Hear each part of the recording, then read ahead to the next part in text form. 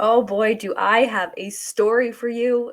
These story puns, they're never going to get old. Welcome to the Locked On Red Sox podcast.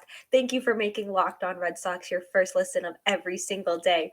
I am your host, NESN's Lauren Campbell, and if you are just waking up on Friday, you are seeing that the Red Sox beat the White Sox 16-7 on Thursday. The offense just was absolutely on fire, completely different from what we saw on Wednesday. The Red Sox racked up 19 hits, 5 walks, had 5 multi-run innings. And the story here, again, never going to get old, is Trevor Story. He was booed 3 weeks ago, and now he's one of the best hitters, if not the best hitter in baseball right now. So we are going to break down Trevor's story. We're going to look at the offense as a whole. We're going to look at the pitching because Matt Barnes, yikes. The mystery around Matt Barnes is very interesting here because he was so good in the beginning of 2021, and ever since the All-Star break last year, he just is not the same person, and it's mind-boggling. Maybe this is who he's always been. Who knows? But we're going to talk about the pitching as a whole, look at this offense, and just kind of look at this turnaround that Trevor Story and the Red Sox have had, especially since the beginning of the season. So let's just get to it. You are Locked On Red Sox, your daily Boston Red Sox podcast. Part of the Locked On Podcast Network, your team every day.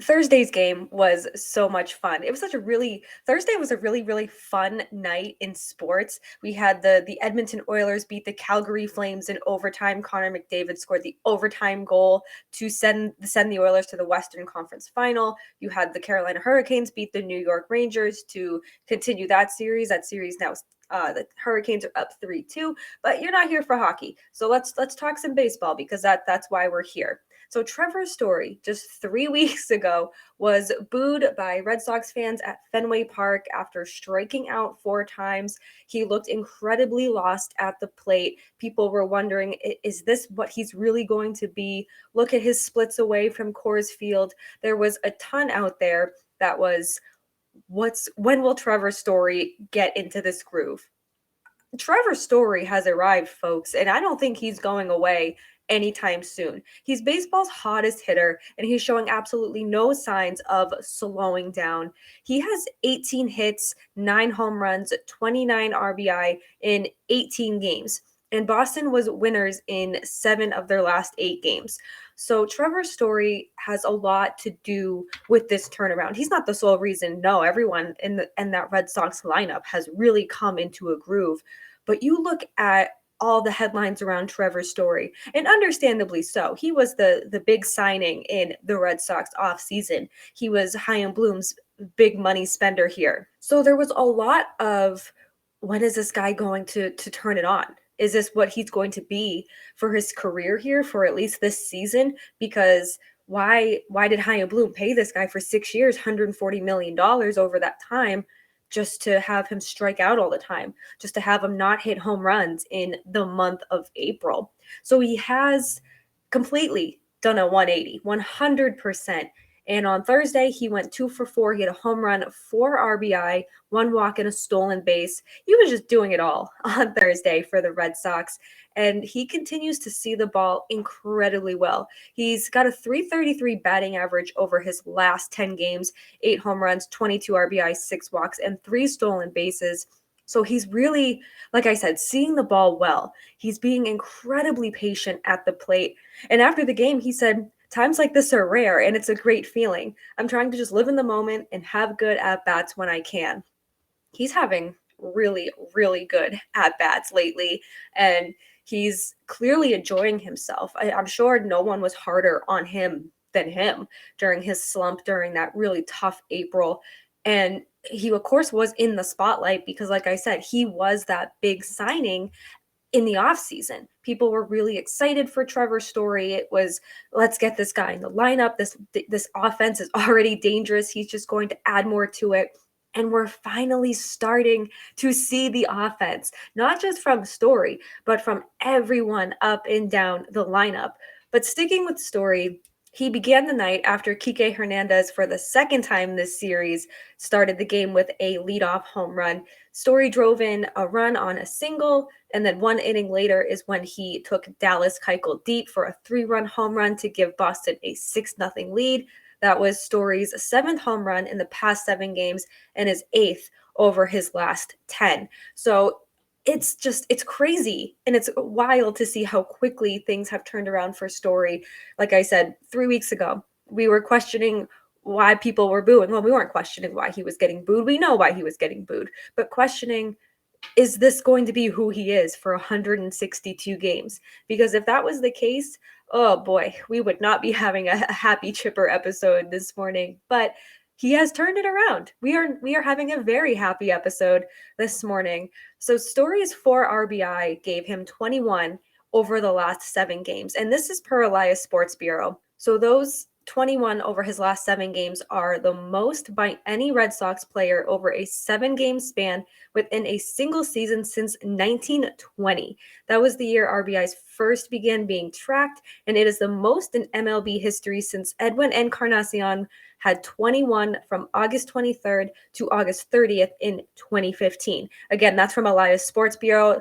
And when you say that, and when you look at these numbers, and when I was looking that up to for the show today, I was like, that's insane. Since 1920, obviously I was not alive, but you think how far back that was. And even in 2015, that was 7 years ago. So this is not something that happens all the time. And here is Trevor Story just making it look incredibly easy. Verdugo said Story's locked in. Cora said it's cool to see. A few weeks ago, everybody was getting on him because he was struggling. This was the player that we envisioned, and it's fun to watch. Hell yeah, it's fun to watch. Every night he's hitting home runs. Every night he's making a difference in the game. And every night it seems like he's just proving people wrong because he heard the boos. He knows about it. Red Sox players addressed it. It only was a matter of time until Trevor Story found his groove. And if this continues, if he stays kind of on this pace, no, I don't expect him to hit 30 home runs or 30 RBI in every single month. That would be absolutely insane, and I would have no problem with it, full disclosure. But I 100% don't expect him to keep up this torrid pace. But if he can stay steady, he's going to be incredibly dangerous for the rest of the season. So he has 32 RBI and 9 home runs in the month of May. And it's May 27th, so we're almost done with May, but we still got games to play, and 2 on Saturday. Who knows if he'll be in the lineup for both of those games. But oh man, he has a chance to really do some damage, to really make some Red Sox history, more MLB history in these last few games the Red Sox have to close out the month of May. Now, as much as Trevor Story has been the highlight of Thursday's game, we would be remiss to not talk about the rest of the offense. 33 runs in this 3-game series. Everyone in the starting lineup had a hit in Thursday. And JD Martinez, he absolutely having a very quiet, successful season. This man is trying to get paid in the offseason. He is a free agent after the end of this season.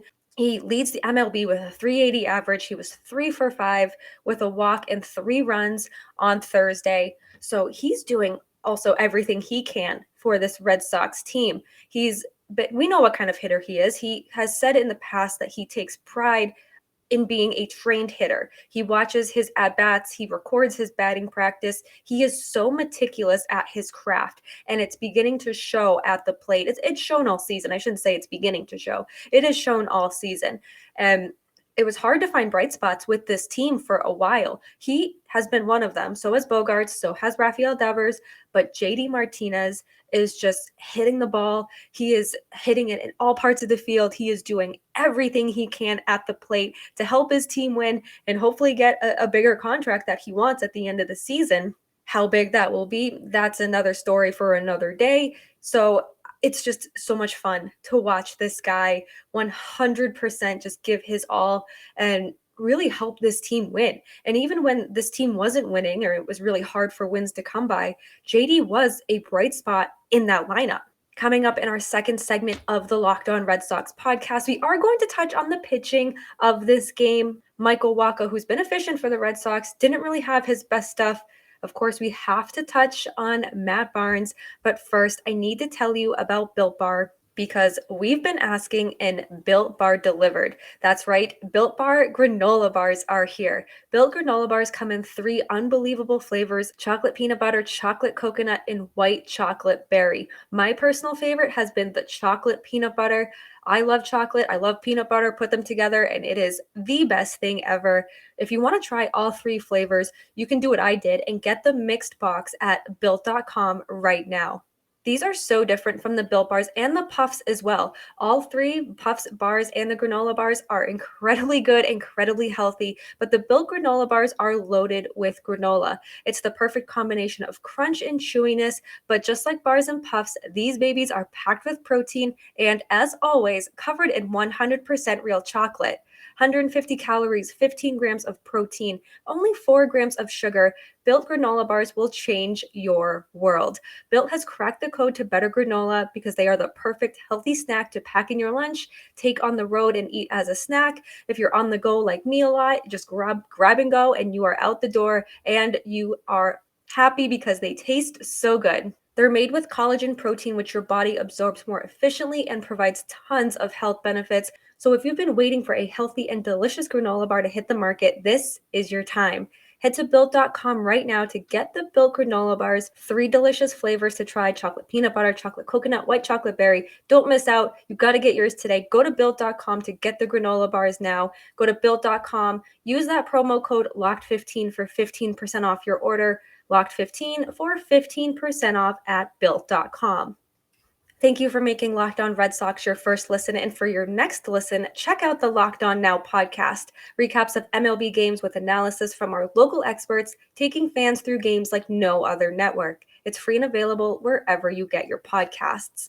So as exciting as the offense was in the 16-7 win over the White Sox on Thursday, we still need to touch on the pitching because Michael Wacha, who did go on the IL recently, he had been really efficient for the Red Sox. His ERA was sub-2. He was really impressing. He didn't have his best stuff on Thursday. He gave up 5 earned runs on 7 hits, no walks though, and only 2 strikeouts. I do think the no walks are incredibly encouraging. I like when no walks are given up, especially when you're getting into 5, 6, 7 innings here. And like I said, he has been efficient for the Red Sox, and he did have the injury. I don't think it's really kind of anything that's lingering, just a off start. The Red Sox, the offense was picking him up, so I don't want to say it was fine that he had an off start, but it could have been much different had the Red Sox lost 16-7 instead of won 16-7. But nothing to worry about on Michael Wacha's front. Like I said, 5 earned runs is a little bit high. His ERA is not sub-2 anymore, but he's still somebody who the Red Sox can trust in that starting role. He's been a pleasant surprise this season and exceeded my expectations, at least through the first almost 2 months here of the season. And John Schreiber, speaking of pleasant surprises, and Tyler Danish combined for 1 hit and 3 strikeouts in their outing. And then there's Matt Barnes. And I wish we could just skip over Matt Barnes and his line here, but it is important to talk about because Matt Barnes was the most dominant pitcher a lot of Red Sox fans had seen in a long time in 2021. He was nearly unhittable in the first half of 2021. He looked like he could be this closer for a very long time. He earned himself a lengthy extension, and he got that extension, and everything just went downhill. If I could whistle, I would do that when they fall and they do the little explosion like we saw in cartoons when we were younger. I cannot whistle, fun fact, but Matt Barnes, ooh, man, not good. He gave up 2 earned runs on 4 walks. Yikes. And while his velocity seems to be back, we love seeing the velocity, his command has not followed. That man is all over the place. And at this point, it's like, just work on your command. I don't care about you hitting 95, 96 mile per hour on the gun. I want to see command. I want to see confidence in your pitches, because if you're locating your pitches, okay, then you've worked on something. You've worked something out. But at this point, it's been a full off season. It's been it's just been so weird to see the downfall of Matt Barnes because it was so sudden. It wasn't like, oh, one bad start or one bad outing. Okay, no problem. He'll bounce back. Two bad outings. Okay, like whatever. Like this is what happens. Players go through things. And it just wouldn't stop. The bad outings wouldn't stop. The blown saves. It was just bizarre. And then it was, well, maybe he's dealing with an injury he doesn't want to be too open about. And he would always say, it's mechanical. We think we figured something out. And Alex Cora stood by his player. I don't know how much longer Alex Cora can stand by him. But then you look and you say, well, who do we have? Who can we call up? Who can we wait for Chris Sale or James Paxton? What will their roles be? Will Matt Barnes ultimately get pushed out of the bullpen at some point this season? Matt Barnes walked 4 straight batters and had a wild pitch. 9 of his 27 pitches were strikes. That's how ugly the outing was. And you're not using him. I mean, you have used him in higher leverage situations this season, but it's very clear that he has zero confidence. He has zero control, no command. The only thing Matt Barnes has right now is velocity. And if you're throwing 96, 97 miles an hour down the middle of the plate or way off the plate where you're walking all these batters, that velocity does nothing because people aren't swinging at those pitches because they're waiting for you to walk them because you have no control. So I don't know what the answer is for Matt Barnes. He did sign that hefty extension last year. I don't know. I don't know if you just cut him, if you DFA him. I don't know. It's just been very painful for Red Sox fans to watch this guy when he was so damn good at the beginning of 2021 for the first half. So I don't know. Like I said, Chris Sale and James Paxton, they are on track to return at some point in June. Sounds like later June. Maybe James Paxton actually will come back a little later because as of last week, he had not resumed throwing. So Chris Sale, that we know as of May 27th, will return at some point in June, toward the end of June. They haven't ruled out, Alex Cora has not ruled out using Chris Sale in the bullpen. Maybe he kind of puts Matt Barnes out of that bullpen. Maybe he becomes the closer. I don't know. Again, you're paying a lot of money for Chris Sale too, but oh man, whoever thought? Well, maybe we could have seen this coming with Matt Barnes, but I don't know. I keep saying I don't know, but he is his fall from grace has been anything but graceful. I would love to say hopefully he turns it around, but I don't know if he can. I think he's shown enough since last season, since the second half of 2021 and the first almost 2 months now of 2022 season. Maybe this is just what he is. Maybe he just got off to a really hot start in 2021 and just had us all fooled. I don't know. Theme of Matt Barnes? I don't know. Hirokazu Sawamura relieved Barnes. He got out of the 8th. Austin Davis closed out the game to get that 16-7 win. And the Red Sox are cruising. They have a lot of momentum going in. You had that weird one-run game on Wednesday, but they won another series. They're coming home now for a series against the Baltimore Orioles, a team they struggled with earlier this season. So it is a perfect time for revenge, a perfect time to win yet another series. The Red Sox 100% should take 3 out of 4 from Baltimore this weekend. Doubleheaders I always get kind of about because it is 2 games back-to-back. You are playing some of the players in both of those games. Who knows if you're going to have to, how many pitchers you're going to use. So it can get iffy. But if Red Sox can take 3 out of 4 from Baltimore, build more ground above the Orioles in the AL East, Red Sox are going to be poised for a really strong June, a really good summer. And there's a lot of optimism around this team right now. Everyone's hitting. The pitching, for the most part, is okay. And this is the Red Sox team that Red Sox fans wanted. This is the offense that they wanted. This is the offense has reached what seems like its potential, or I don't want to say reached. There's always room for improvement, and we would love to see more offense from this Red Sox team, even though there's nothing to complain about the offense. We want to keep this going. So let's jump into our third segment of the Locked On Red Sox podcast. We will do the mental health minute. Before we get into that, though, I do just want to tell you about BetOnline, because our partners at BetOnline continue to be the #1 source for all of your betting needs and sports info. Find all the latest odds, news, and sports development, including this year's basketball playoffs, Major League Baseball scores, fights, and even next season's NFL futures. A lot to keep our eye on for next season as NFL fans. BetOnline is your continued source for all your sporting wagering information, from live betting to playoffs, esports, and so much more. Head to the website today or use your mobile device to learn more about the trends and the action. That's BetOnline, where the game starts. So for our third segment, like we always do, we love consistency here on Locked On Red Sox. We will be ending the show on the mental health minute.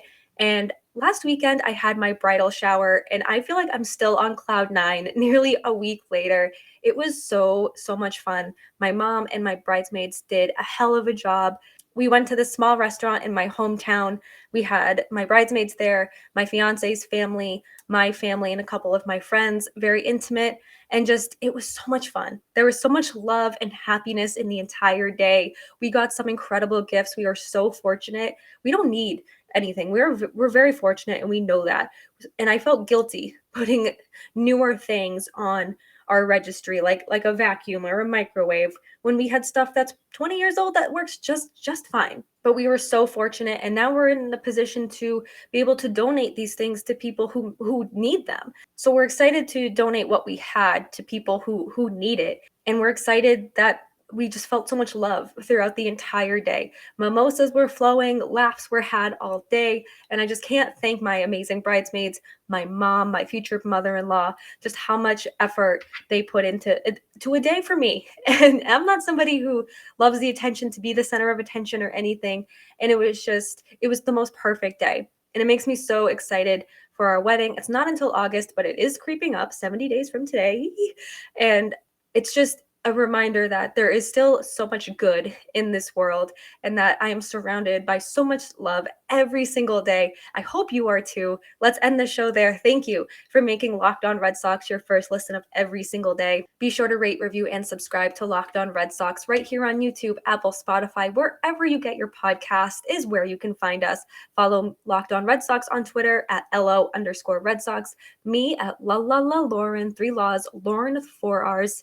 My co-host Jake at Jake Iggy. He will be back. We'll be back together for Monday's episode to recap all of your Baltimore Orioles series needs. Be sure to check out all the other Locked On shows across the network. Locked On Orioles, Locked On Yankees, Locked On Astros. Everyone does an incredible job here. And now that you've made Locked On Red Sox your first listen, head on over to Locked On MLB to make it your second listen.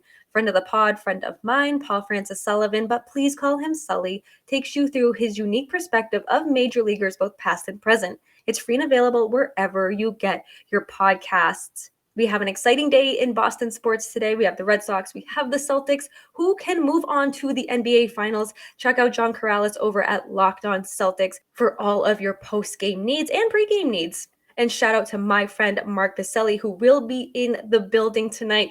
Automatic dub for the Celtics. Let's go Celtics. Let's go Red Sox. We will see you on Monday. Have a great weekend. Have a great Memorial Day weekend. Have fun. Stay safe. Let's go Red Sox.